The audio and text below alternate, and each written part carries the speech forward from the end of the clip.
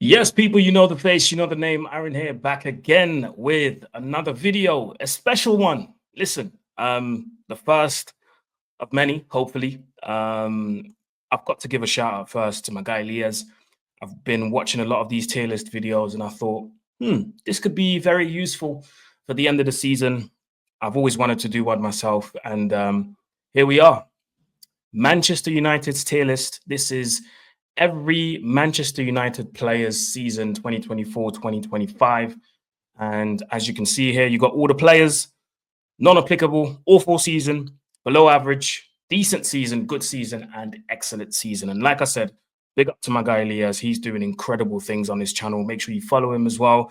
He's the one that I got the idea from, and I thought, let me do this. So listen, if you want me to do one on your team, I'll try to be as honest as I can possibly be, because obviously I do watch every United game, but I don't watch every other team's game, you know? So please let me know if you would like me to do one on your team, because I do watch a fair bit of football. I'd like to think so.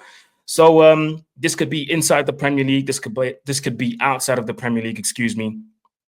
Bayern Munich, Dortmund, Barca, Real. Yeah, even something as random as, I'm not going to say Hoffenheim, but yeah, you get my point. Anyway, people, yeah, make sure you hit the like button, subscribe, share, comment, all of these good things. I'm going to try and be as objective and honest as possible. Remember, anyone that ever watches this, if you do watch this, please do not think that any of what I'm about to say today, positive or negative, is personal towards the players. Listen, I think as a United fan, we've watched every single game, and we can conclude that it's been a disastrous season. So a lot of what I'm about to say may sound negative for those who love to be positive out there, you know, because there's people out there who don't see anything negative in anything in life. So, you know, it is what it is. Make sure to leave a like, share, comment, subscribe. It helps the algorithm of this channel, and it helps this channel and this video to be pushed to the right people. And to the people who love football, not just Man United, because on this channel, we cover everything. By the way, Club World Cup coming up very soon. I'm looking forward to that. And I'm looking forward to the football that I'm going to watch and the reactions that are going to follow. So the content is carrying on, people. We're growing this channel. You guys know I love doing this. I love talking about football. I could sit down and talk about football for hours and hours and hours. But yeah, listen, let me take a sip of water. And let's get started. Listen, we are starting off with Tom Heaton, and straight off the back, listen, this has to go in non-applicable, because I'd be very surprised if he's made 3 or 4 appearances this season. We haven't seen much, if not anything, from Tom Heaton. From what you hear and from what you read inside the club, he seems like a lovely guy. He seems like a guy you want to be around. He's very polite. You know, sometimes when you see players come in, you see him signing autographs and signing shirts and signing cards. Like he's always got time for the fans. You know, he's always got time for the fans. And when you see him in interviews as well, sometimes the most I see him talk is actually on United View. Shout out to Flex. Sometimes they interview him, and sometimes he walks past and he says stuff, and it just seems like a good guy. But obviously, based on performances, we haven't seen much. We haven't seen anything at all from Tom Heaton. So, excuse me, I think it's only right that we put him in non-applicable. That's it. That's the first one completed. Harry Amas. Now, Harry Amas is a bit of, I'm not going to say sticky one, but it is a bit of one where at the start of last season, during preseason, a lot of people wanted to see him, including myself. I wanted to see him. I wanted to see what he looks like, how many games he can play on the bounce. What does he look like when he does play 2-3 games in a row? And I don't think we've seen enough from him in preseason to be judging. He did get a few games here and there in the Premier League since Amorim came in, because obviously at the start of the season, Ten Hag was in charge. And I would say we've seen the good and the bad side of Harry Amas. But in his case, I would probably say he needs a loan spell. I'd probably say he needs a loan spell. And I'd probably say in the Championship, in League One, not League Two. I would say that's a bit, with all due respect, that's a bit too low for him. But it is men's football, and I think with players like Harry and Mass, he's got a good build already. He looks like he can handle men's football, but I think he just needs that consistency, and I think that consistency can come by sending him out on loan to a Championship team or a League One team that just got promoted to the Championship that were doing some good. So again, this is, like I said, maybe it is a sticky one. So I'd probably say non-applicable as well, because we haven't seen too much from him. We haven't seen enough. Well, at least I haven't, to be judging him accordingly, So I'd probably say non-applicable. Casemiro. Now, Casemiro is something. He's someone that I like, not something, but he's someone that I like as a player. Obviously, bags of experience, has been there, done that. Champions Leagues galore, has played in countless finals. Actually, in the Europa League final, he was one of our better players, if I'm honest. A lot of scrutiny. A lot of people thought he was done. A lot of people said his legs were gone. But I actually think he was used in the wrong way. And at some points in the season, especially under Amorim when he first came in, Amorim kind of snubbed him, if I'm honest. Didn't want to play him, was deliberately not playing him, playing others in his position. And we could clearly see that we needed a leader in that position where he plays. And fair enough, he didn't say much, didn't say anything at all in the media, worked his way back into the team.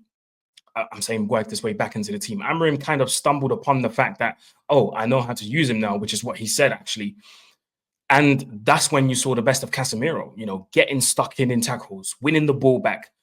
I don't think you can expect Casemiro to be the best passer because he's never been that. But when you do see him pass, more often than not, it's been really good. In that comeback against Lyon in the Europa League, gave 2 assists. That one assist to Harry Maguire's head, inch perfect onto Maguire's head to get the 4-5, to get the 5-4 win. Got an assist for Kobbie Mainoo as well to get the 4-4 equalizer. So in big games, and especially in Europe, this guy knew how to turn up. He knew how to make his presence felt, Like I said, passing-wise, I don't expect him to be the best. And that's why, yes, you did see him in a lot of games, giving the ball away, not being very... not taking care of the ball like he should do as a midfielder. So, I'm not going to blame him for that because, again, Casemiro's never been known to be that type of guy, So I'm looking at this and I'm going, okay, when it comes to Casemiro, I'm not really going to talk about goal contributions and assists because that's not his game. But I'm purely looking at what is his task when he plays, when he's on the pitch. And more often than not, he's had decent games. I'll be honest. Fair enough. He's had stinkers sometimes, absolute stinkers. And sometimes, rightfully so, he got taken off. But like I said, I think it's more down to the fact that he wasn't used properly rather than him just being bad. And with the way he scored all them important goals, especially in the run-up to the final of the Europa League, you know what? I'm going to say Casemiro had a good season. I'm going to say good season for Casemiro. Johnny Evans. Again, somebody that we didn't see much this season. He's leaving at the end of the season. I was at the stadium yesterday, or Sunday, I should say, when United played against Aston Villa, got a send-off. He's not going to be coming back. So, yeah, out for a long time through injury, I believe. So, again, this is someone we haven't seen much. Shouldn't really be at the club, if we're really being honest. Like, we can't really judge him that much, To be fair, when he did play, you can still see the quality, pinging balls with his right foot, left foot. You can still see the quality is there. And I think the first thing that pops into my head when it comes to Johnny Evans was that away game we played against Burnley last season, and he pinned an inch perfect ball onto Bruno Fernandez's right foot, who smashed it in the back of the net with a first-time volley, right foot. So, Johnny Evans still has that quality, but then again, the age is catching up. He's not the youngest anymore. So, what am I going to go for? I'm torn between below average and non-applicable, and I'm tempted to go. I don't know, people. maybe this is something you guys can debate in the comments as well. And please feel free to let me know your opinions. If I did something that you thought was wrong, or I put a player in a grade, in a tier, sorry, where you think he should be above or below, let me know. All comments are welcome. With Johnny Evans, I'm going to go ahead and say non-applicable as well, because like I said, he wasn't meant to be here. He wasn't meant to be here. I think the club made a mistake in signing him, but then again, it's not Johnny's fault. He came here to keep his fitness up, but the club ended up signing him. So it wasn't his fault. It wasn't his fault that he was at this, that he was at the club, but good servant to the club in 2 spells, and you know, came back and won 2 trophies along the way. I mean, can you really say no? Or 1? Is it 1? FA Cup, yeah. If I'm wrong, let me know in the comments once again. So yeah, Johnny Evans, non-applicable. Now this next one. Andre Onana. And I think I have to say his name with the French and Cameroonian accent, because I'm about to spit some real talk when it comes to this guy. Andre Onana. Andre Onana. Guys, first things first, before I say anything, awful season. No debate. Awful season from Andre Onana. I have to hold my hands up and apologize to all of my friends that I was debating with when Onana first came in. And I said, no, I've seen enough. When he was playing in the Champions League final, that was enough for me to want him at this club. And he's this and he's that, and he's going to be better than De Gea. And De Gea, you know, is a good shot stopper. But he's not as good. He's not as good as Onana with his feet. Did you not watch the Champions League final? I was hyped off that Champions League final. I was hyped and I was high off that Champions League final. But do not get it twisted. The last few De Gea years at the club were absolute shambles. That's something nobody can gaslight me about. Like, when I think about all of the goals that were let in the same fashion as Onana, to be honest, the Brentford goal that he let in, the Barcelona goal in 2018-19 in the semi-finals that he let in, weak shot from Messi with his right foot and he let that one in, the free kicks that he was letting in the World Cup in 2018, the Seville goal where he came out and then the player that had the ball just chipped it over De Gea, and De Gea was outside of his box and he still tried to catch it with his hands. Like, some of the goals, the Watford goal, oh my God. Like, some of the goals that De Gea was conceding was comedy. Comedy at the same level as Onana. But Onana, that's just a whole different level. I mean, again, I said that during this video, nothing would be personal, but Andre Onana, the Champions League campaign of last season, I wholeheartedly believe that he tried to sabotage Man United, because some of the goals that he was letting in from the first match day, you know, Bayern Munich away. Do you guys remember that? That poor shot from Sane, or was it Gnabry? Back of the net. And I'm not even going to sit here and start naming you all of the countless goals that he let in that were his mistakes, or the countless goals that went in that were due to his mistake in the first place. You know, on his line, not good enough, very slow to react, very slow to go to ground.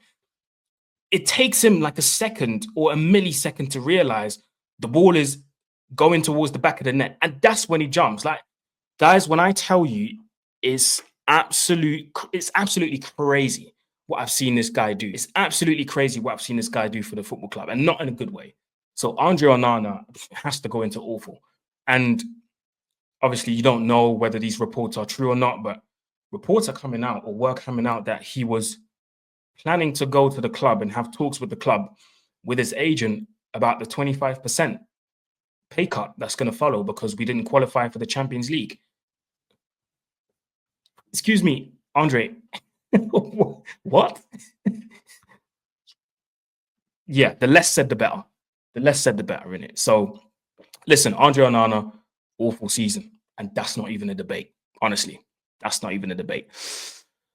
Christian Eriksen. Now, this is another one where, you know, I do have a bit of a soft spot for Christian Eriksen because of what happened all them years ago. This, you know, obviously was an awful sight. Nobody wanted to see that. But Again, this is someone who came in under Erik ten Hag and wasn't really a physical signing to begin with. You know, he's a very good footballer, but I think signing him was good, but for one season. It shouldn't have been for 3. It should have been good for one season. You know, it should have been a thing where we sign him for one season, we move him on, and that's it. The fact that we tried to keep him for, well, we did keep him for 3, was a bit of yeah, it was the wrong decision, man. It was the wrong decision. So I'd probably say Christian Eriksen, I'd probably say below average. Not disrespecting his craft and not disrespecting what he's able to do, because on the ball, he's got ridiculous quality. But it's just that the legs are gone, you know? And obviously, the tempo in the Premier League is not the same tempo as in Serie A, where he was able to play at that pace and play well. You know, he won a Scudetto with Inter. So it was a bit of a weird one, you know? But I would probably say below average. Not that he had a bad season and not that he wasn't playing well, but yeah, it's just that the legs were gone and the, you know, the age thing as well. He's not getting any younger. So I'd probably say below average. And again, people, let me know in the comments what you think. And yeah, below average for Christian Eriksen. Don't forget to hit the like button, subscribe. I have to put that one in the middle of the video. Aiden Heaven. Now, Aiden Heaven is a signing that Man United made in January, I believe. Was it in January? He came at the same time as Dorgu, didn't he? I might have to research this. Aiden Heaven. Sorry, guys. This is a live and direct. This is a live and direct research. Let me see. Manchester United. Yeah, we did sign him in February, actually, for an undisclosed fee. So yeah, Aiden Heaven is somebody that we signed in January. And to be honest with you, we signed him from Arsenal. To be honest with you, I didn't expect him to be making this many appearances, if I'm honest. I thought he was coming in to be a squad player, which he probably is. But I didn't expect him to be involved in the first team that early. You know, it was very, very surprising to me. And I was a bit apprehensive at first because I was like, I don't know. Is he going to hack it? You know, he's coming from Arsenal's academy and I'd never heard or seen anything of Aiden Heaven. The first piece of footage that I saw from Aiden Heaven was a footage that somebody sent to me, and I seen him carry the ball from his own half all the way to the opposition's half. And I was like, hold on a minute. This guy's not a centre-back. By the looks of it, he definitely looks like a DM. And some of the Arsenal guys that I was speaking to confirmed to me that he did play in midfield in the youth. So again, I wasn't really expecting anything, and I definitely wasn't expecting Aiden Heaven to be involved in the squad this much. You know, I definitely wasn't expecting that. So yeah, here he comes, and he gets involved straight away. And the first game, and I believe it was an FA Cup game, straight away, he showed his quality. And I was like, hold on a minute, left-footed, very physical, looks very skinny. But, you know, in football, sometimes you have these skinny people that do look very physical. You know, when you get near them, they make their presence felt. So Aiden Heaven, you know what? I'm going to go ahead and say decent season, because on the ball, he's very good. I would say physically, he could come up against anyone in the Premier League. Now, that would probably remain to be seen, because you'd have to watch him over a course of a whole season, i.e. 38 Premier League games, to really be able to say, okay, can he hack the physicality of the Premier League or can he not? But from what we saw, and from what I've seen with my own eyes as well, because I went to the stadium to watch him, I said, hold on a minute, this kid is very good. And he's got a bright future at the club, definitely. You know, so I would definitely say Aiden Heaven, decent season. Now, that's a decent season for Aiden Heaven to come through in January to a club that's struggling and to be, you know, thrown into the deep end, essentially, and be told, listen, do your thing. He's done pretty well, in my opinion. That's a decent season, even though it's a half season. I know, you know, he's been there since Jan, but it's a decent half season, in my opinion. So Aiden Heaven, big up yourself. Then we've got Matthijs de Ligt, one of my favorite players in this Man United squad. I'm not going to lie to you. When we signed him from Bayern Munich, I was delighted. I was delighted because I knew what type of defender we were getting. Now, a lot of people questioned his availability. And ironically, you know, recently he's been injured, I know, but, you know, those have been injuries that he typically doesn't pick up. A lot of people questioned his availability. A lot of people questioned why he's moving from club to club at this young age. We've got to remember, this guy has been around since he was 16. Since he was 16, he played first team football, and now he's 25, I believe. 17, captaining this young Ajax side that we all know, that we all loved at the time under Erik ten Hag.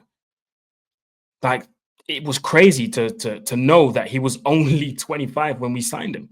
And this is why I say he's been around for so long that we forget that he's been playing a lot of football. So the fact that the injuries are coming in now, you know, it's probably a product of him playing so much football. But then again, he came to the Premier League, and I think before the injuries that he picked up recently, he'd only missed 1 or 2 games, and that was through illness. Sorry, that was through illness.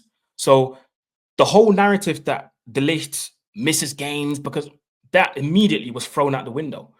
Now, in terms of the goals that we conceded, which were silly goals at times, and sometimes we conceded a lot of them, De Ligt was part of it, but he picked himself up, and in certain games, especially in Ruben Amorim's tenure when he first came in, when I look at some of the games that we drew and some of the games that we did win, sometimes some of the tackles this guy was putting in, some of the blocks this guy was putting in, more often than not, he was the reason why sometimes we kept clean sheets. De Ligt is one of our best defenders in this team. Definitely, hands down. If you were to field a fully fit Man United 11, De Ligt can't be on the bench. De Ligt can't be on the bench. He's one of our better defenders. And I sincerely wish that he gets fit for the new season, because in this 3 at the back system, he plays well. He can play in a 3 at the back. He can play in a 4 at the back. It doesn't matter. On the ball, I think he's good. Got some good passes in there. Not shy to get stuck in, because you know defenders nowadays, I don't know what it is, but they prefer to play out from the back rather than be what you are meant to be, which is a defender first and foremost. You know? So, excuse me, Matthijs de Ligt, you know what? Based on this season, I'm going to say good season. I'm going to say good season. Patrick Dorgu, another one that we saw come to the club in January 2025. So it's a half season. Patrick Dorgu came in, made some mistakes here and there. I don't really think he took much time to adapt, because he was a physical player to begin with. And, you know, in Italy, it is a physical league, whether people like it or not. I know people like to take the mick out of Serie A, but it is a physical league. And you have to be physically in shape to be able to go up against teams like Napoli, like Inter, like the likes of Juve. These are physical teams. And, you know, to be able to play and measure yourself against some of the best in Italy, I think is credit to him. Do you know what I mean? It's credit to him. So he came to the club and was Ruben Amorim's first official signing.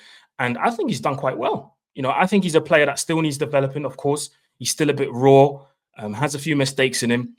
But I think in all of the games that he played, you can see the attacking intent, and that's what I would want from a fullback. The amount of times I've seen him even invert when he doesn't really have to, but because he's so physical and he's got such a good durability, he would drift in sometimes and then just play passes into other people. You know, the first thing that pops into my mind, I can't remember if it was the Lyon game or something else, but he drifted inside and then played a wonderful pass into Garnacho's run, and Garnacho missed it. These are the type of things that he could provide if you give him a run of games and he plays week in, week out, which is what's going to happen next week, or sorry, not next week, but next season in the Premier League. So I would arguably say this is another one who had a decent season. I would say decent season for Patrick Dorgu. And I think there's more to come from him. You know, he's a Danish international, you know, for his team, for his national team. He's playing as well. So, and he's young. He's very young. So he's got a lot of improvement to do, sorry. But I do think he's had a decent season, half season, I should say, since he came to the club. And there's more to look forward to when it comes to Patrick Dorgu. I think he's a good player, man. I think a lot of people wrote him off too quickly. But in terms of what he's shown me, in my opinion, personally, I would say it's a decent season. Luke Shaw. This is another one I have to put straight into this one here. Awful season. Awful season. This is someone I've talked about him for the last 5 years. Jose Mourinho told you guys he's not good enough. This is my brain and his body. Pochettino was talking about Luke Shaw's fitness at Southampton. Obviously, at the time, he was good. You know, at the time, he was good. Man United bought him for a lot of money at the time. He was the most expensive teenager for 30 million at the time. But my God, what a decline. What a decline from Luke Shaw. The fact that all he did was to get ready for the Euros. Couldn't be bothered to play another game for Man United. All he wanted was to play the final of the Euros. And I can't believe that Gareth Southgate threw away everything that he had built. Not that I particularly rated him, but he threw out the window everything he worked for with that group of players, to include Luke Shaw, who was injured, by the way, during the Euros, didn't play a single game, or played towards the end, I believe. What was it, semi-finals or something? And then starts the final. Oh, I would be absolutely fuming if I was in that team. If I was in that England team, I'd make my voice heard. And it's the same thing with Man United. Was injured all season, wasn't involved at all. And if he was involved, I can't remember. So that probably tells you everything you need to know. And then starts the final. And that partially is on Amorim. How on earth Luke Shaw started a European final in 2025 is still beyond me. And I'm still fuming about that. I'm still fuming about that. Because if that's somebody else in there, you know what? We probably win that. We probably win that because the own goal comes from him, ironically. Absolutely awful, awful, awful season from Luke Shaw. And he should be another one that's on the transfer list. Alongside all of the other people that are leaving or rumored to leave. Evans is leaving, Eriksen is leaving, Victor Lindelof is leaving, Rashford is rumored to leave, Sancho is rumored to leave, Onana is rumored to leave, Garnacho is rumored to leave. He should be on that list. He should be on that list. The fact that this guy cannot stay fit, and again, this is not personal. These are the minimum requirements, or is the minimum requirement to be a professional footballer. Stay fit. The rest, you can say it's on the manager. Tactics and instructions, and the instructions are not coming across very well with the players. Cool, you can say that about set manager. But in terms of being a professional footballer, the minimum requirement is to stay fit. This guy is unfit. He came on against Lyon and I was like, what? Excuse me? This guy looks unfit. He's not fit to play football. Awful season. Absolutely awful season. And then the comments after the game just sent me over the edge as well. Like, yeah, it's crazy. Absolutely crazy. So Luke Shaw, awful season. Then we've got Cheeto Obi Martin. Cheeto Obi Martin. You know what? He's another one. I'd have to put him in non-applicable. And the reason why I put him in non-applicable is because the sample size is just not big enough. We've not seen enough from him. We've seen glimpses, of his movement. We can see that he's an intelligent striker. We can see that he thinks a lot when he's playing in a good way. His movements are really good, like I said, which tells you he's thinking about where to be in the game. Sometimes puts himself in good positions. I remember Everton away, put himself in a very good position to receive the ball to get a shot off. It may have gotten blocked or whatever, but you can tell there's potential in there. There's potential in there. And I remember I was at the game against Fulham in the FA Cup. And I was behind me, I had Cheeto's parents. And I spoke to his dad after the game. And he was like, when we got knocked out, and he was like, they just don't know him yet. They don't know his movements. And I said, listen, your son's movement, in the box, is really, really good. And he was like, yeah, this is what he's about and stuff. So shout out to his parents, man. You can tell he comes from good people. He's been raised well. Danish but Nigerian heritage. But yeah, very good guy. But unfortunately, we've not seen enough from Cheeto to be judging him.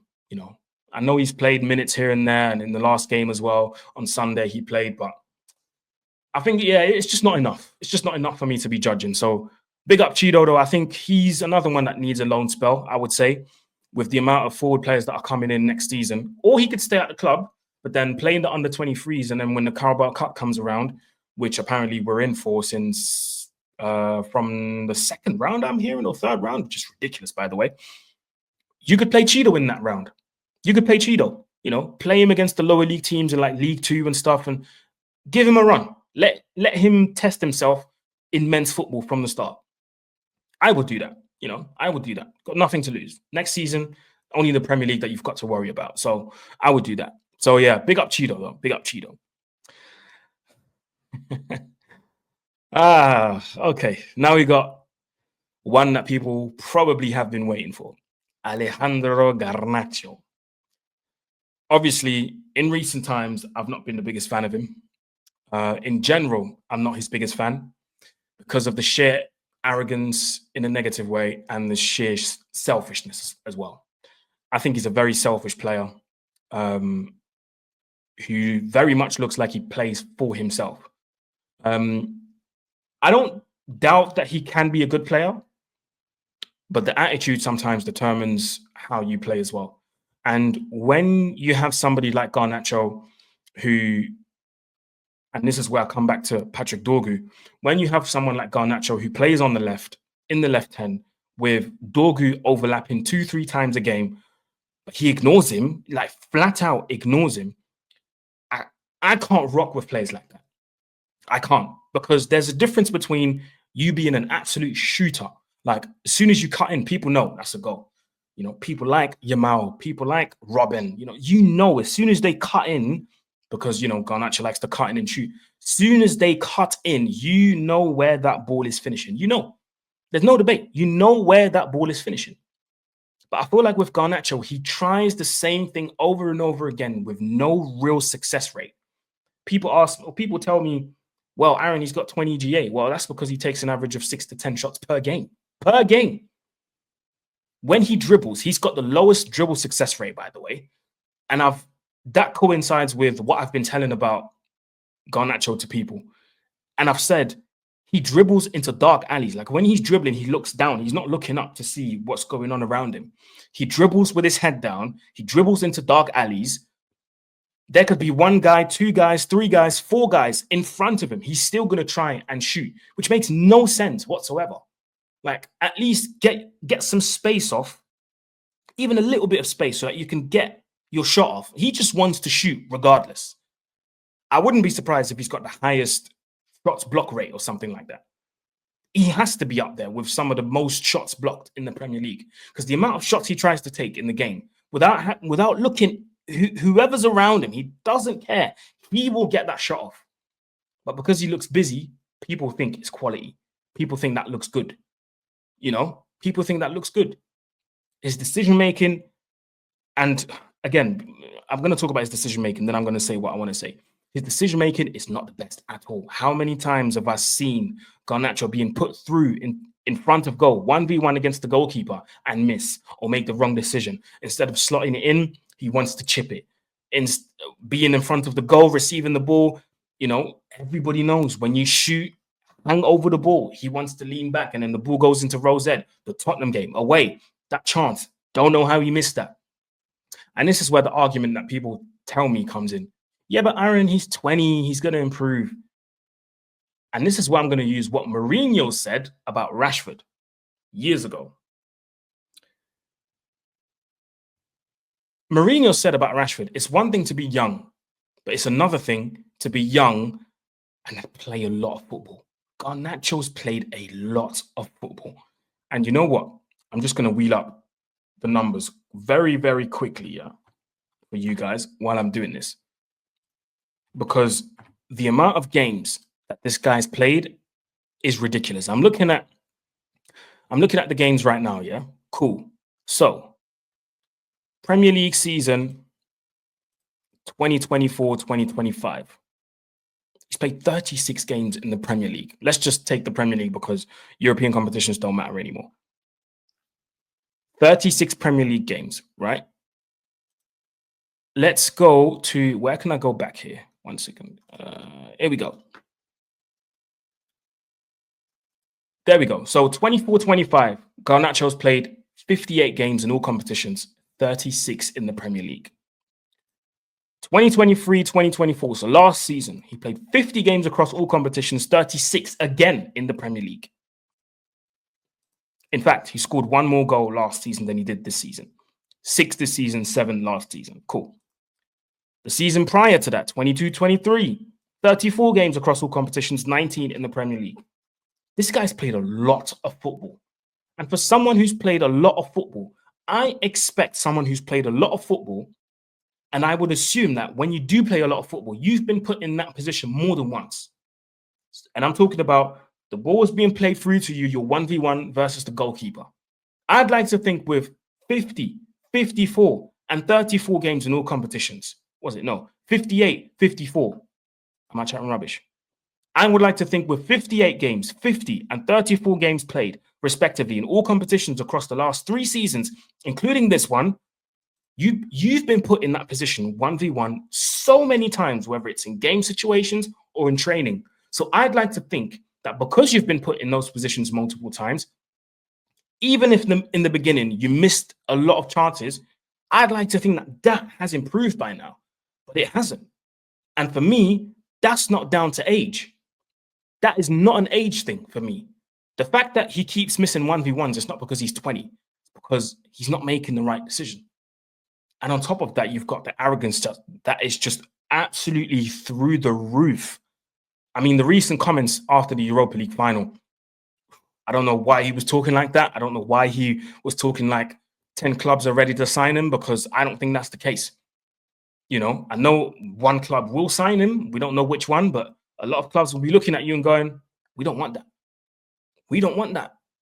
Because this shows that as soon as you don't get your way, you start sulking, and then you're in the media saying what you said. Remember that game that we went down to 10 men, we got a red card and we had to sub someone off? He came off, didn't shake no one's hand, was sat on the stairs sulking. I can't read Spanish lips, but he was saying stuff in Spanish. The entitlement is absolutely through the roof, and the fans are feeding him with that. But anyway, I don't want to make this a Garnacho show, but for me, below average.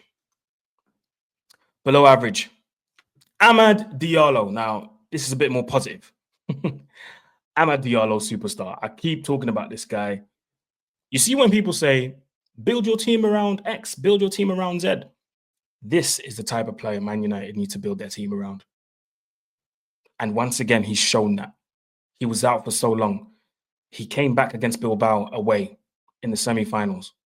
Soon as he touched the pitch, 30 seconds, was it? No, it wasn't that. Yeah, it was, first it was that, then it was when he got subbed on against Bilbao at home. Yeah, second leg. So first leg he came back, sorry. First leg against Bilbao, he came back. Second leg against Bilbao, he came on. Not even 20 seconds in. Spun someone. Nutmeg along the way. Gone. See, this guy's quality is unmatched. This is the guy I'll say it again. This is the type of player we should be building the team around. We should be, the technical ability this guy has is incredible.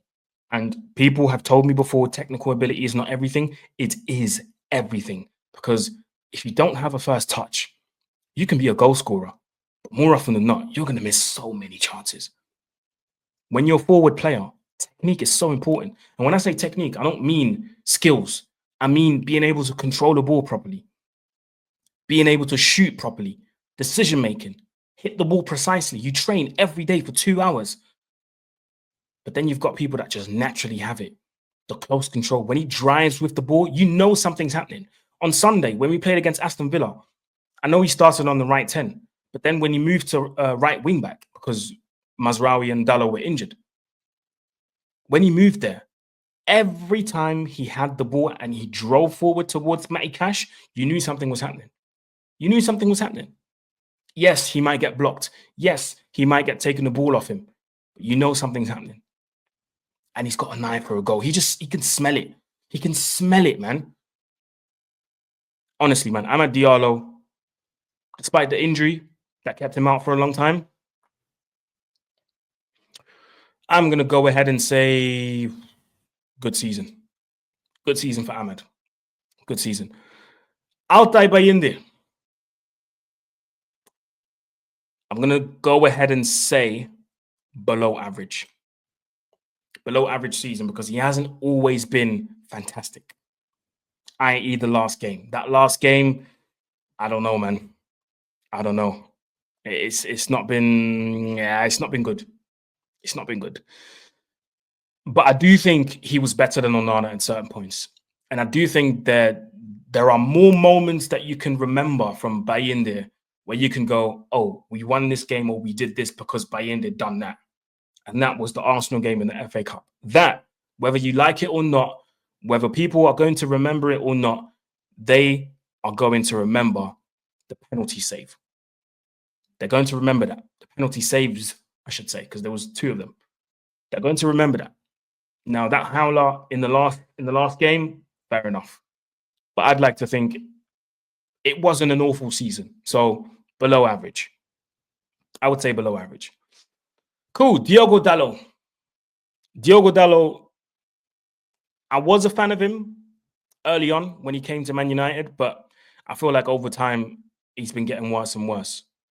The decision-making, the little things, like I said, the technique, some of the passing is just off. Sometimes he's just running the ball out of play. Yeah. Getting caught out at the back post so many times. It's like AWB all over again. It's like Wan-Bissaka all over again, you know. Talks a good game, got massive confidence, but on the pitch, you just do not see that. You just do not see that. On top of, you know, sometimes the injuries and whatnot. I don't think he's all that. I don't think he's all that, you know. Yeah, I'm going to go ahead and say below average season. And this is someone who's been at the club for a long time as well. You'd like to think that when he came at 19, he was young, he was rough, he was raw, and you couldn't really judge him. Fair enough. But we're in 2025 now, and I believe we signed him in 2019, if I'm not wrong, or 18 even. And Dalot back then is not different from the Dalot that we see today. And for me, it's just not good enough. You know, this is another one I wouldn't be against cashing in. Because where's the progression? It's just not, there hasn't been any progression from Dalot. There hasn't. Even when it comes to crossing, which is something that he should be good at. He's got a good cross on him. But from 10 good crosses, 3 of them are probably good. Sorry, from 10 crosses, 3 are probably good. If not 4. And I'm being nice. Below average for me. Below average. Victor Lindelof. I'm going to say below average as well. Because he's leaving the club. He's not been as bad as Luke Shaw or Onana. And I wouldn't put him in non-applicable, sorry. He's leaving the club. He's not going to stay. So, again, he's not somebody that play. Well, he did play a lot, to be fair. How many games did he play? I'm just looking this up for you guys. There it is. He has played this season 25 games across all competitions, 16 in the Premier League. So, yeah, you can't really... Yeah, for a bench player, it sounds about right. You know, it sounds about right for a bench player. But I would say below average because, yeah, with Victor Lindelof, there wasn't really any expectation. You didn't expect him to be that rock at the back. You didn't expect him to be making clearances and making... No. And when he did come on, he didn't always look the best. You know, he's still very much weak. It's still very easy to bully him. And in certain games, he just looks completely lost. You know, he just looked completely lost. The only thing that kind of saved him, in my opinion, was the fact that him and Amorim actually played together back in the day at Benfica. So there was a bit of that bias there. Do you know what I mean? You know, with Amorim playing for Benfica for so long, he probably thought, well, I still know Victor from the Benfica days, so I'm going to play him. But, you know, I believe he was in for a rude awakening because Victor's nowhere near good. Well, at least not as good as he used to be at Benfica. So I would say below average. Below average for Victor Lindelof. Joshua Xeraky. I'm going to say decent season. Joshua Xeraky is someone who a lot of people have something to say about. Now, there's always that discussion. Is he a 9? Is he a 10? What is he? He doesn't score goals, etc., etc. And I agree with that. The goal tally needs to go up 100%. But I'm not going to sit here and listen to people say that he's an absolute scrub because he's not. Joshua Xeraky, when it comes to pure footballing ability, he's top 3 at the football club. And I hope people understand that. I hope people understand that. Well, now people do because they had time to understand what type of player he is. I think a lot of people think because you're a striker, you're just a flat track bully who has to get 20 plus goals and you can't do anything less. This guy's completely different.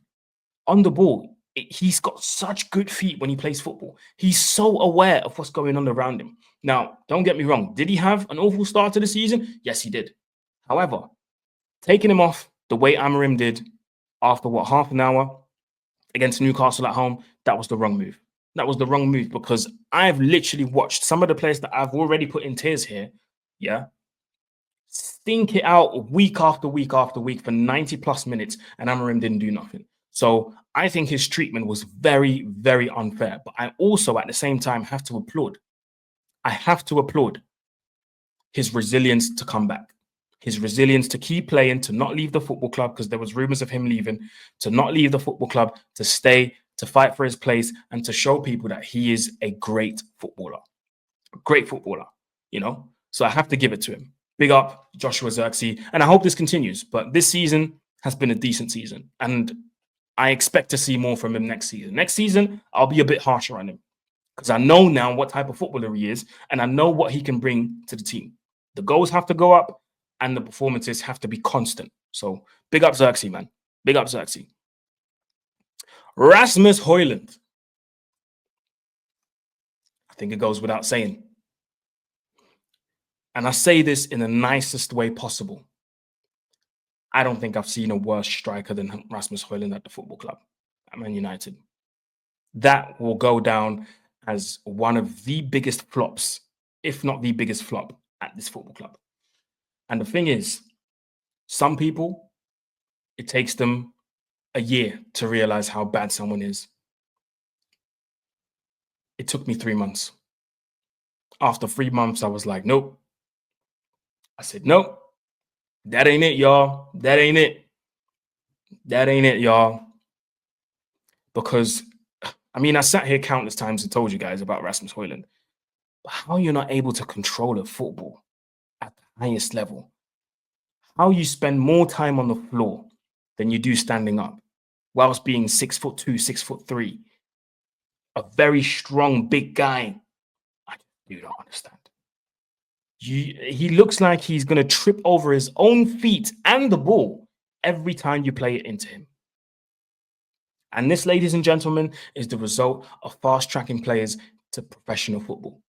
You've got to have these fundamentals on lock. When you don't, sooner or later in the professional game, it will show. It will show. And it will be too late to be working on, let's work on my first touch. It's too late for that. Should have done that when you were 15, 16, if not younger. Do you know what I mean? So, yeah, Rasmus Højlund, please.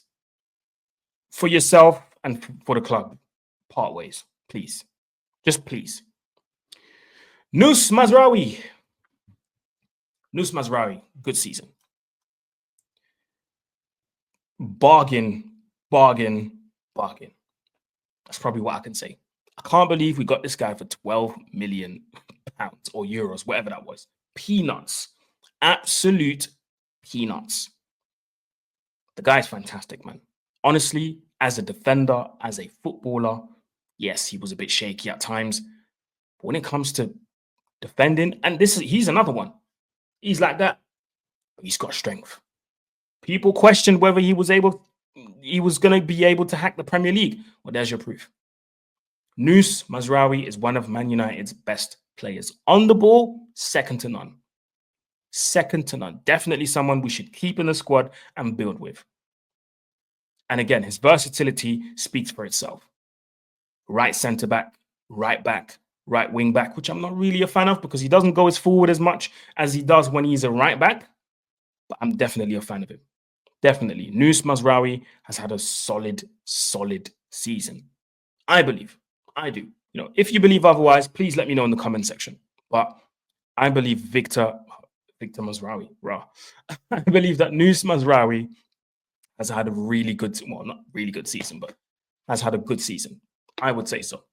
Let me just take a sip of water again. So yeah, big up Nus Mazawi, man. Big up, and I hope he stays at the football club. Harry Maguire. Decent season. Now, a lot of people will talk about a Harry Maguire resurgence and a Harry Maguire comeback. Not for me. And I know the goal against Lyon was massive. The goal against Lyon, that final one, the winner, it was big. It was huge. It was huge. But I think overall, it was a decent season. It wasn't the best of seasons. It wasn't an amazing season, but it was a decent season because no, I think I changed my mind, people. Below average. I would say below average. Yeah, sorry, below average because there's still mistakes in there. The same mistakes that we, criticized him for all them years ago. They're still there. It's not because he looks solid in certain games, and it's not because he scored a header against Lyon and put in an assist against Bilbao on the right wing and stuff. All of that stuff is fun in the moment, but when you think about it, not really that bad, not really that good of a defender. It's still very easy to spin him. Physically, obviously, he's there, but you can easily get past him with pace. I wouldn't be talking about a Harry Maguire resurgence. I really wouldn't. And, we've been there, done that. Every time we hype up these players, they show you their true faces. And with Harry Maguire, that's been the case. That's been the case. So I'm going to go ahead and say below average. Manuel Ugarte.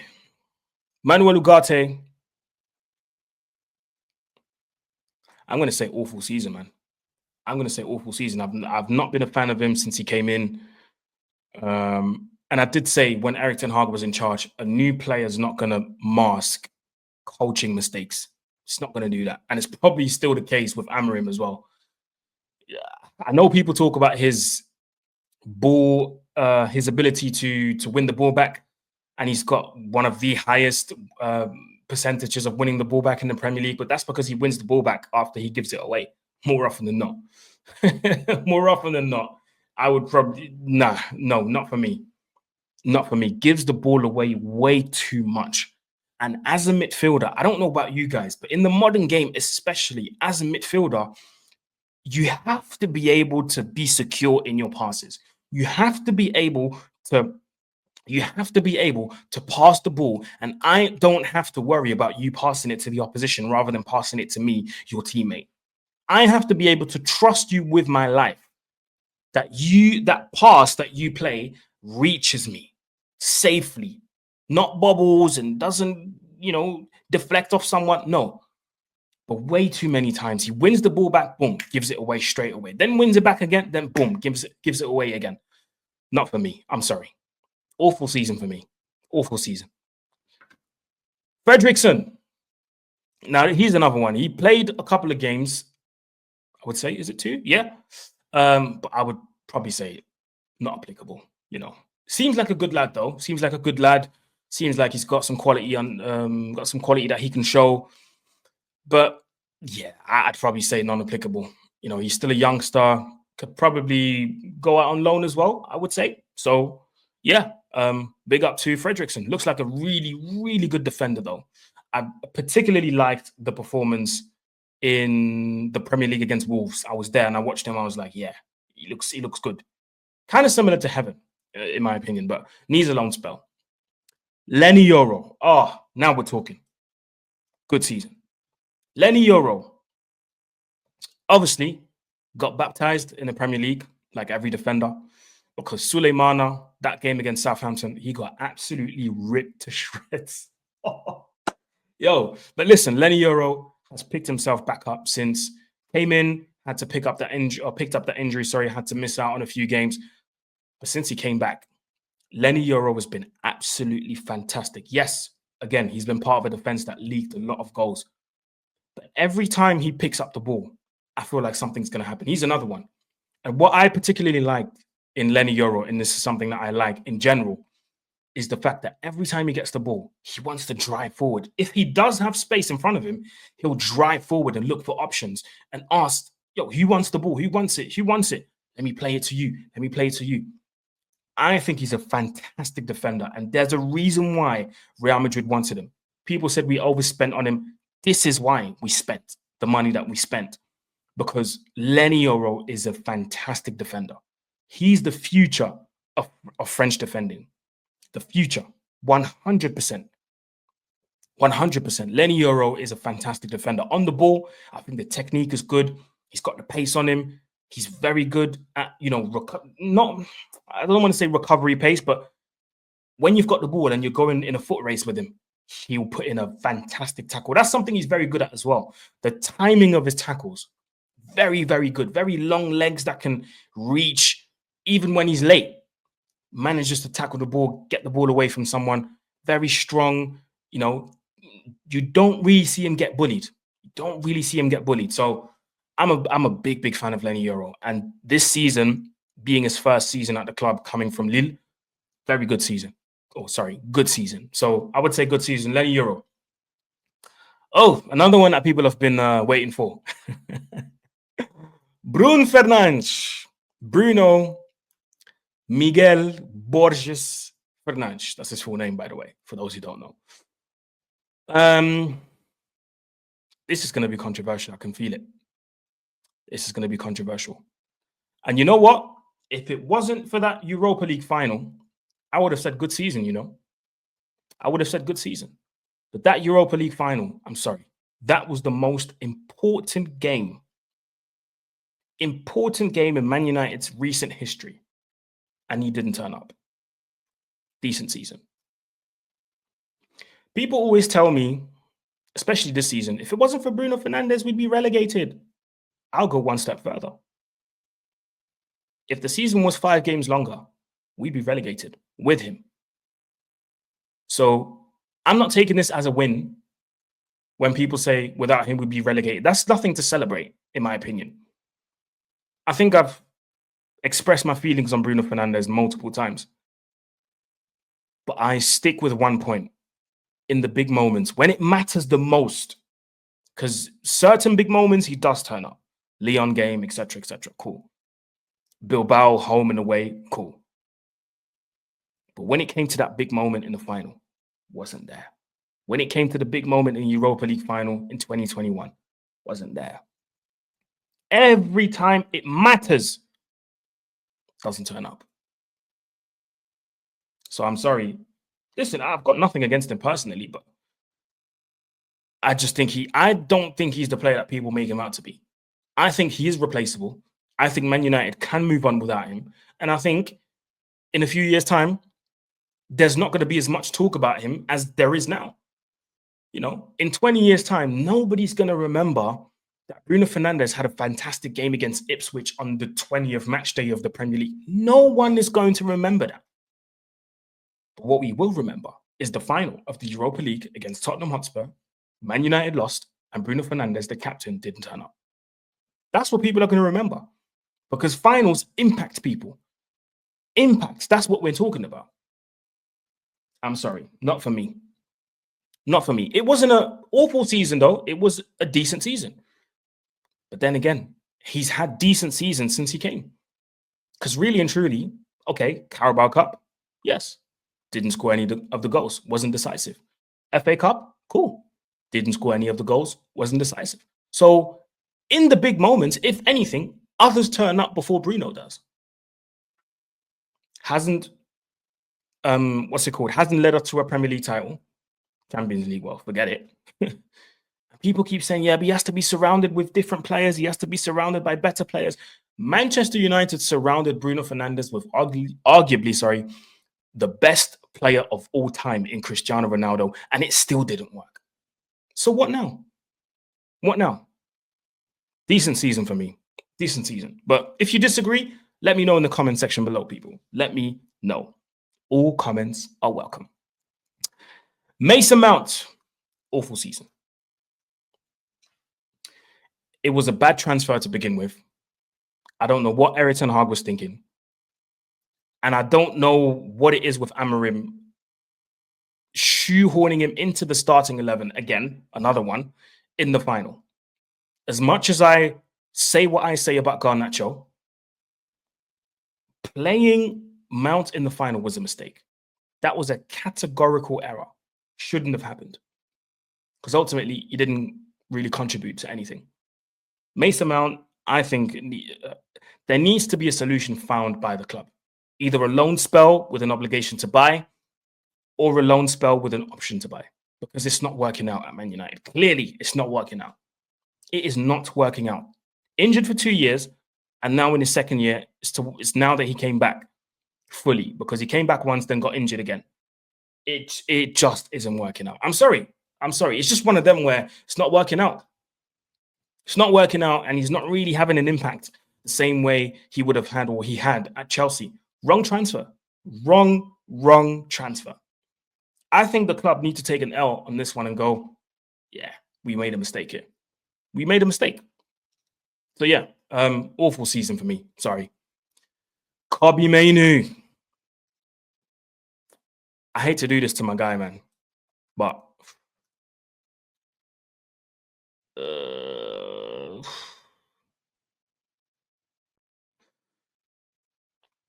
I'm torn between below average and decent.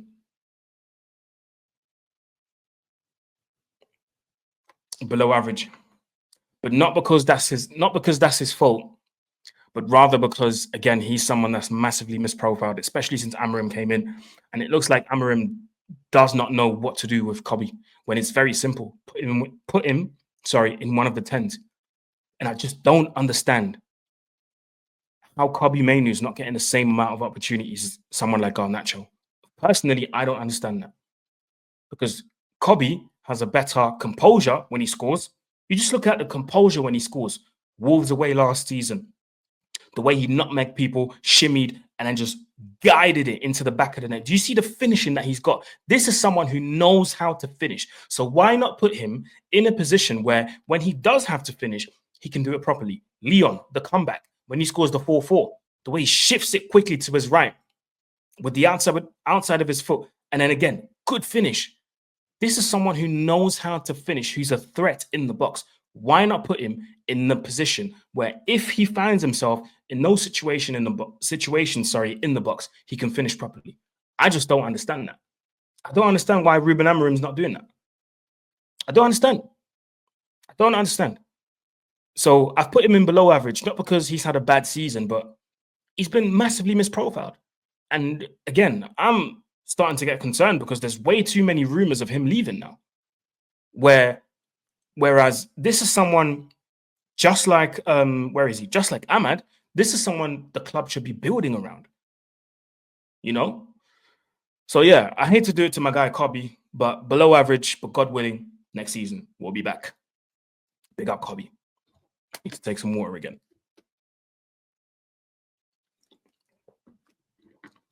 Cool.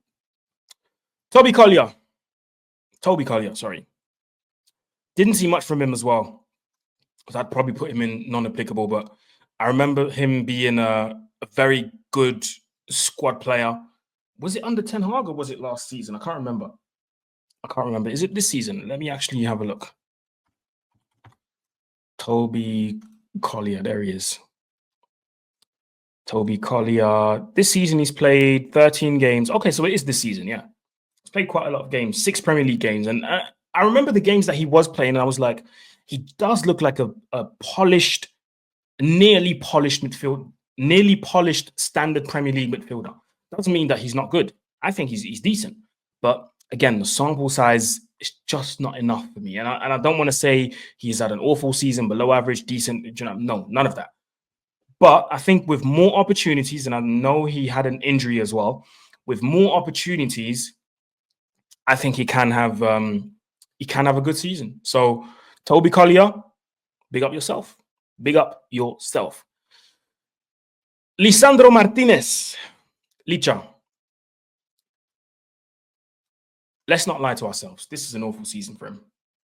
Because before the injury, he was getting exposed.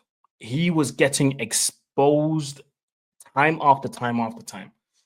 And Licha is another one where I like him a lot, but I feel like as the years are going along,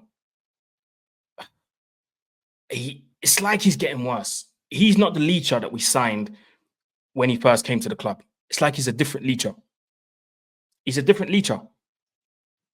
And I do fear for his future at the club. I don't think Amorim's going to be a fan of him, and I don't want to bring out the stereotype, but because of his height. I think Amorim likes tall, strong centre-backs, because you even look at the centre-backs he had at Sporting, someone like Diomande, huge guy. You look at the centre-backs we have at the club now, Euro, Dalot, Maguire. You look at the big, tall, strong guys, Heaven. They're all the same. There's a certain profile of defenders that Amorim likes, and I'm I'm afraid he's not going to be a fan of Lisandro Martinez. I'm afraid. And the injuries are coming up a bit too often now for my liking as well. You know, it's a bit too much for me. It's a bit too much. So unfortunately, because of that big injury, again, it's going down as an awful season. But I think at a different club, he can be a very good player and a very good leader. Last but not least, Ruben Amorim. Ruben Amorim, I have to say, awful season.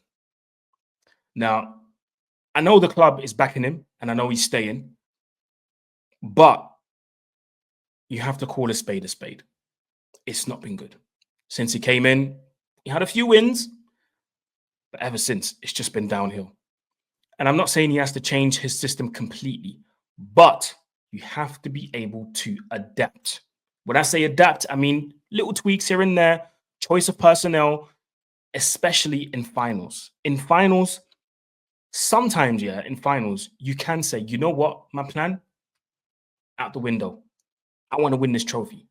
This is what Ange did, because Ange is as stubborn as Ruben is. High line, you know, just like Barcelona's Hansi Flick. High line, we take the risk, this, that, and the other. Ange said, this is a final. I need to win this. So he said, you know what? Low block, defend. And I just find it very difficult to understand that he loves Ruben, loves his idea and his formation so much that he's willing to die on that hill and even lose a final, a European final.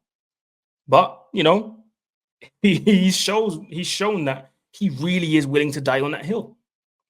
So obviously he's staying at the club now, but, you know, I need to see some ruthlessness. You know, all these players that we've mentioned now, I need to see at least 6 or 7 from them go. Obviously, some of them are not on this list because they didn't have a full season with us, or they left, you know, in the middle of the season, or let's say halfway. So I need to see ruthlessness, Amorim. You know, next season we'll be back here. I'll probably react to that, and then we'll see where I can put Amorim. But so far, I have to say it's an awful season. Not that I don't like him, because I do like him as a person, etc., etc. I do like him, but it's not been a good season. It's not been a good season. But listen, guys, we've come to the end of this video. Let me know what you think in the comment section below. This is the first time in a long time I've sat here and just rambled on for a whole hour by myself. But listen, I've had fun doing this. Let me know if you would like to see more. Do you agree, first of all, with everything that I've just said? Do you agree with the good seasons? And by the way, you've noticed nobody had an excellent season, because in my opinion, no Man United player had an excellent season. No one. But let me know. Maybe you think somebody had an excellent season. Let me know who you would change, where you would put some of these players, in what tier you would put them. And let me know your thoughts, man. It's been a pleasure. Thank you so much for watching. If you want me to do the same for your club, and if you want me to do a different tier list, give me ideas. You know, maybe I might take your idea and shout you out. If you want to see a different tier list, you know, rather than who's had the better season or how has the season of these players been, if you have a different idea for tier lists, let me know and I will do that. You know, there's no football on until the Club World Cup, so I might just do it.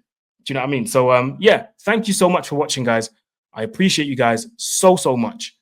Thank you. It's road to 20K. Make sure you like, share, comment, subscribe, and I shall see you very soon. Peace.